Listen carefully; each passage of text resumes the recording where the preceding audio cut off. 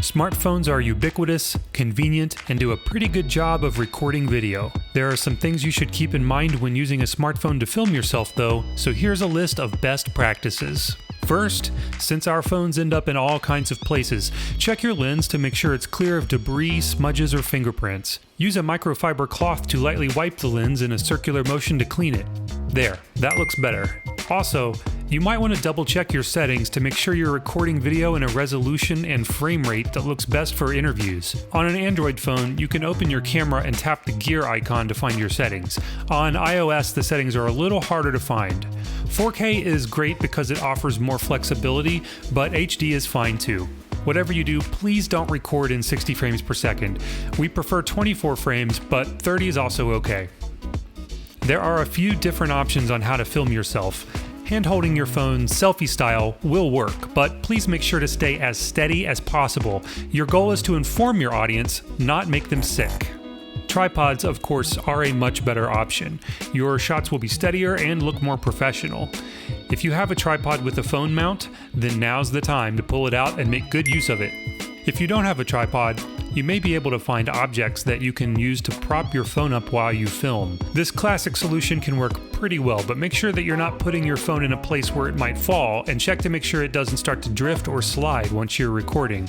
Another really good option is to get somebody else to help you film. This way, you can focus entirely on talking to the camera and don't get distracted by having to film at the same time. This option also works great because the outward-facing lens on smartphones tends to be a higher quality than the forward-facing lens used for selfies. So utilize a helper if you have one. Just make sure they've also watched this video and know what they're doing. Yeah. Some smartphones have multiple lenses to choose from. Super wide lenses will either make you look too far away or will distort your face in an unflattering way, so make sure you've chosen what looks best before you begin filming. Now that you've figured out how you're going to film yourself, let's briefly touch on framing and composition. This next one is a big deal and can sometimes be controversial, but we have to say it. Please don't shoot your video with your phone in the vertical position. But why? Well, while the phone might be ergonomic to hold this way, most videos produced are horizontal like our field of vision. If you shoot vertically, it doesn't fill our video frame, and look at all this wasted space. So please don't shoot vertical video. Do this instead. If you're filming yourself with the better looking rear-facing camera, you might want to record a quick test clip and then play it back to make sure that everything looks good before you begin. If you see things that can be improved, like your shot is too wide, then make adjustments and try another test clip before you start. When framing your shot, watch your headroom. This means the amount of negative space in the shot above your head.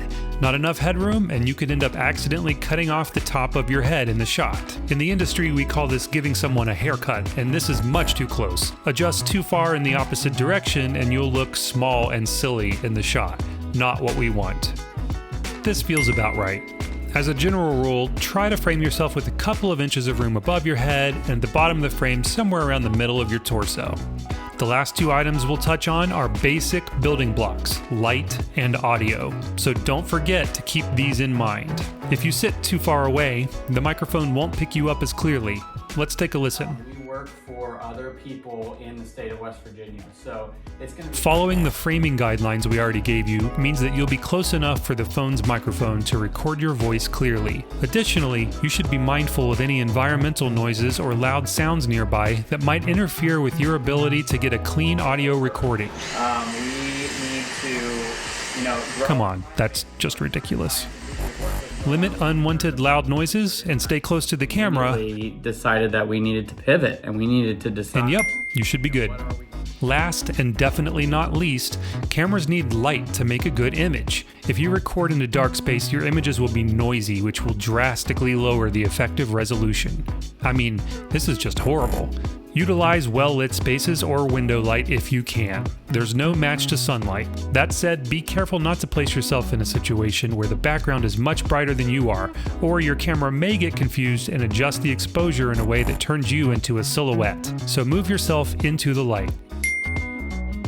Take the time to review these basics before hitting record and you'll have set yourself up for video recording success. And you're always welcome to drop us a line if you have any questions before you get started. We're looking forward to hearing from you soon. Good luck with your recording.